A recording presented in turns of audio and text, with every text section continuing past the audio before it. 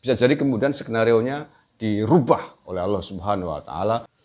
Jadi maka ketika ada orang kalau mengumbar ramalannya di depan publik, ini besok tahun 2021 Presiden Jokowi akan meninggal.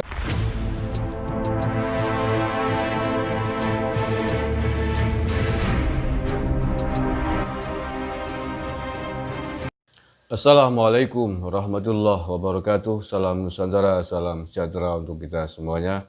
Saudara-saudaraku sebangsa dan setanah air, dimanapun Anda berada. Orang yang memiliki pengetahuan terkait dengan alam kasat mata, alam yang tidak nampak, yang tidak nyata, alam gaib lah, simpelnya begitu ya. Itu di dalam terminologi pesantren, di dalam istilah ilmu tasawuf, ilmu thariqah, biasa disebut dengan ahlul kasyaf. Jadi orang yang memiliki kemampuan melihat sesuatu yang tidak bisa dilihat oleh orang pada umumnya dengan mata telanjangnya.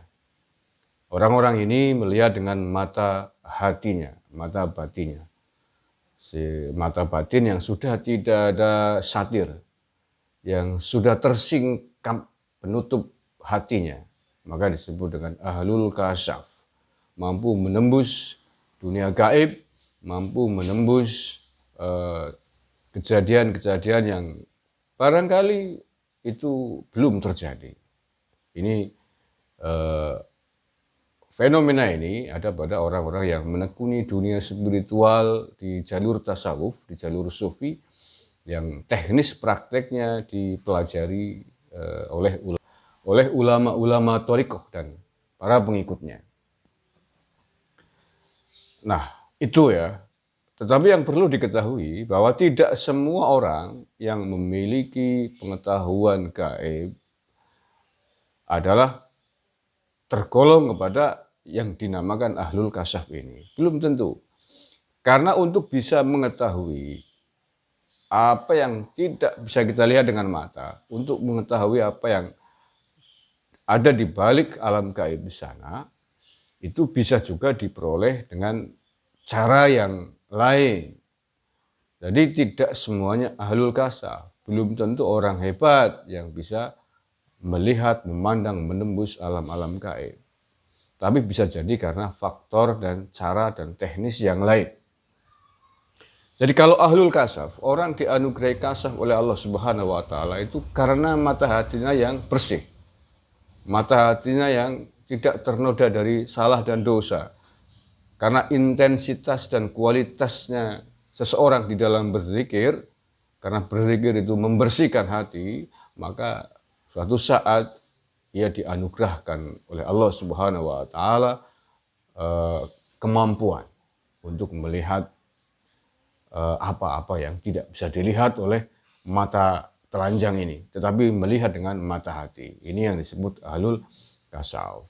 Tetapi bahwa tidak semuanya begitu.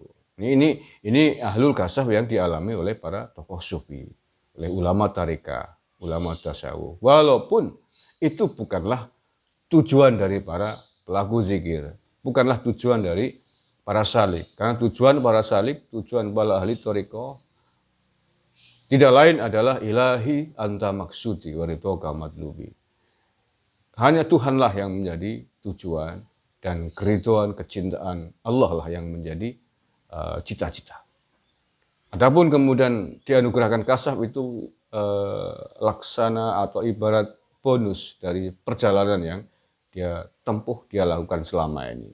Ibarat tujuannya Jakarta, di dalam perjalanan dia lewat Cirebon, lewat Tasik dan lain sebagainya, dan melihat kanan kiri yang indah-indah. Tapi bahwa itu tujuan. Menengok sedikit boleh, tapi tidak boleh berhenti di situ. Tujuannya tetap ke Jakarta. Jadi hanya kembang, bunga-bunga, aksesoris dari perjalanan yang dia lakukan. Nah, sementara itu, kemampuan yang lain selain fenomena ini adalah kemampuan yang biasa dimiliki oleh para supranatural. Dukun lah kalau saya bilang begitu, apapun bungkusnya. Fenomena supranatural, fenomena klinik, fenomena dukun. Apakah para supranatural, paranormal, dukun ini bisa memiliki kemampuan semacam itu? Bisa. Dia memiliki pengetahuan menembus alam gaib bukan karena tersingkapnya mata hati, bukan karena kasaf yang dimilikinya, tetapi karena ada bisikan dari makhluk lain. Dikasih informasi dari bangsa yang lain yang biasa disebut dengan perewangan atau khodam atau apapun lah sejenisnya. Nah, makhluk-makhluk yang direkrut oleh para dukun ini menjadi pendampingnya, itulah yang membisikkan sesuatu hal yang dicuri dari alam gaib sana. Tidak semua yang disampaikan oleh para khodam, para perewangan ini adalah benar. Bisa jadi hanya 10%, 20%, 30%, bahkan bisa jadi 100% salah. Karena banyak sekali dari perewangan, makhluk-makhluk yang tidak bertanggung jawab ini, makhluk dari bangsa lain yang bermaksud jahat, menyesatkan si dukun itu dan menyesatkan orang-orang yang menjadi target para dukun itu. Ya, paham ya? Jadi tidak setiap orang yang memiliki kemampuan menembus mata batin, menembus alam gaib, itu adalah orang-orang hebat, orang-orang yang dekat dengan Allah Subhanahu wa Ta'ala. Tetapi bisa jadi karena dia mendapat bisikan dari makhluk lain, dari partnernya, dari alam yang berbeda. Bisa jadi dia karena ahlul kasah, betul-betul hatinya bersih. Ini yang dimiliki oleh para ahli thariqah. Jadi jangan heran, jangan sok kagum dengan orang-orang yang bisa menembus alam gaib, bisa bercerita, kamu dari sini kan, kamu dari sini, kamu habis ketemu sini kan, kamu habis ketemu si A, si B, si C. Nah, di rumahmu ada ini kan, rumahmu pintunya 10 kan, dan seterusnya. Jangan heran, itu bukan hal yang luar biasa, bukan hal yang hebat. Nah, kemudian selain itu, yang ini penting, ini perlu diketahui. Para ahli thariqah, ahli tasawuf, pejalan sufi, itu memiliki kode etik dengan sang pencipta ketika dikasih anugerah kasaf, ketika diberikan kemampuan kasaf. Kode etiknya adalah menjaga apa-apa yang dia ketahui, menjaga rahasia dari apa-apa yang Allah berikan informasi itu kepadanya. Bukan, jangankan mengumbar pengetahuan yang ia peroleh kepada publik, menceritakan secara langsung kepada orang lain, kepada pihak lain yang tidak dipesankan. Paling banter kalau dia mengetahui sesuatu atas informasi, atas pengetahuan kasafnya itu biasanya dengan isyarah, dengan isyarat. Dengan isyarat ini dulu pernah saya singgung ketika membahas mimpinya Abdul Somad ketika menjelang Pilpres 2019 yang lalu.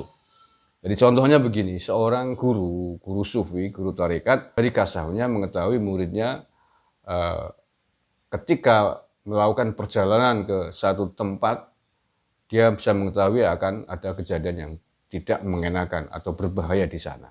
Nah, dia tidak akan ngomong bahwa awas kamu jangan pergi ke Jakarta ya, karena kamu nanti di sana akan ada kecelakaan ya, misalkan begitu. Dia tidak boleh ngomong begitu kalau dia statusnya adalah ulama yang sufi beneran, ulama ahlul kasah beneran. Paling-paling dia akan bercerita tentang isyarah. Mas atau nak, kamu jangan ke Jakarta ya besok ya. Kamu kesini ke Semarang aja misalkan. Hanya begitu aja, hanya begitu. Tidak menjelaskan karena akan ada A, B, C, D. Tidak. Itu kode etik memang tidak boleh membongkar rahasia Allah yang ia ketahui. Itu ahlul kasah. Nah, kalau dia suka mengumbar ilmu-ilmu begitu, kamu jangan begini ya, nanti kamu akan celaka, kamu akan ketemu ini, kamu harus begini, kamu harus bawa ini. Itu dukun namanya. Dukun paranormal ya, bukan ahlul kasah, bukan ulama sufi, bukan ahlul tasawuf. Ahlul tasawuf begitu tidak boleh karena harus menjaga rahasia ilmu yang dia berikan, ya, yang dia miliki dititipi oleh Allah Subhanahu wa Ta'ala. Hanya isyarah. Jadi maka Ketika ada orang kalau mengumbar ramalannya di depan publik, ini besok tahun 2021 Presiden Jokowi akan meninggal dan sebagainya, nggak usah digubris. Itu dunia perdukunan, dunia paranormal. Yang informasinya didapat dari alam lain, yang informasinya didapat dari para pembisiknya, dari tim teman-teman mereka yang tidak diketahui oleh kita. Apakah benar? Seperti yang tadi saya sampaikan di muka, bisa benar 10%, 20%, 30%, bahkan bisa salah semuanya. Karena bisikan itu bisa salah. Bisikan itu bisa menyesatkan, belum tentu benar. Seandainya pun misalkan bisikan itu benar, ya ini ya, seandainya bisikan itu benar, kemudian dipamerkan ke publik, sang pencipta tidak ridho, tidak rela, maka yang terjadi pada saat waktu yang diramalkan belum tentu akan terjadi. Bisa jadi kemudian dirubah skenario-nya oleh Allah Subhanahu wa taala. Bisa jadi kemudian skenario-nya dirubah oleh Allah Subhanahu wa taala karena atas balasan dari kesombongan sang dukun itu. Allah maha kuasa atas segala sesuatu. Orang yang ditakdirkan mati pada saat tertentu waktu yang akan datang, bisa jadi kemudian dihapus, diundur, bisa jadi boleh saja. Allah yang memiliki jiwa ini, Allah yang memiliki nyawa ini, Allah Maha Kuasa, Maha Rahman Rahim. Iya, apalagi jangan kan hanya sekedar merubah takdir seseorang, misalkan besok akan celaka atau tidak, akan meninggal atau tidak. Itu Allah bisa merubah segenap hatinya, karena beliau yang Maha Kuasa, Allah yang Maha memiliki segala sesuatu. Jadi begitu, makanya jangan sekali-kali mendoakan buruk kepada orang lain.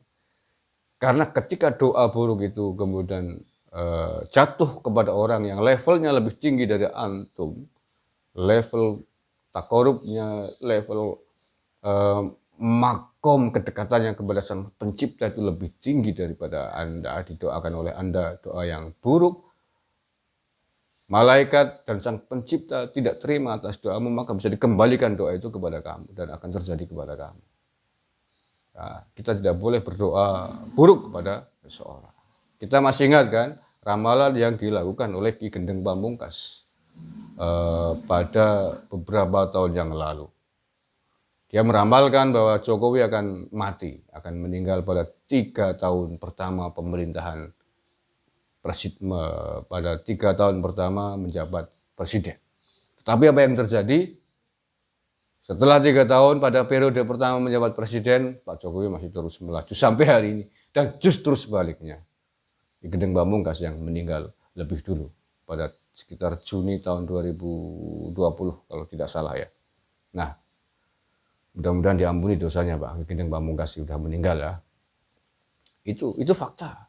Artinya apa? Bahwa tidak semua bisikan yang diterima oleh para paranormal ini adalah benar. Kalaupun benar ketika itu bisa jadi kemudian kejadiannya tidak seperti yang dibisikan, yang disampaikan. Karena bisa jadi kemudian dirubah oleh Allah Subhanahu wa taala.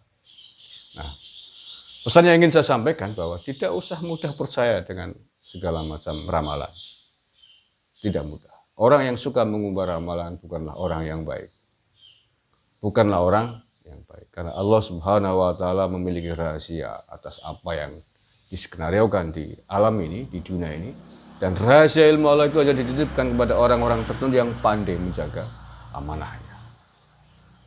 Nah, beda ya.